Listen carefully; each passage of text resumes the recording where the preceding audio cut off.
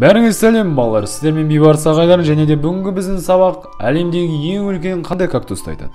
Дүниежүзіндегі ең үлкен кактус түрі Гиннес рекордтар кітабына енген Алып-Цереус болып саналады. Бұл өсімдіктің биіктігі 25 метрге дейін жетеді.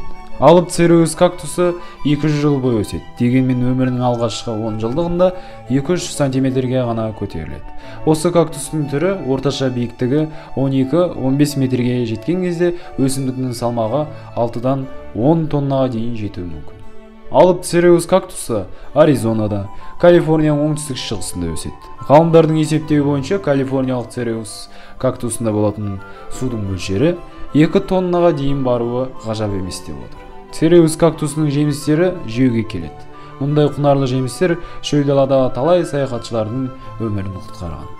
Тағы бір қызықты мәлімет. Цереус кактусының гүлденуі тек 50 жылдан кейін ғана басталады.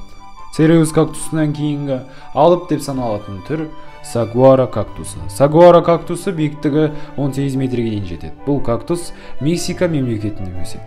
Және де салмағына келетін болсақ 9 тоннаны құрайды. Барлық кактустар сияқты Сагуара кактусының тікенектері 7 сантиметрге дейін барады.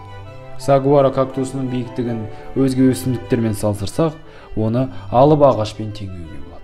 Сонымен балалар, біздің сабағымыз аяқталды. Сіздермен болған Бейбарыс ағайларың, әлі талай қызықты сабақтарда кездесеміз деп ойлаймын. Лайк басыңыздар, комментарий жазыңыздар, арнаға тіркеліңіздер.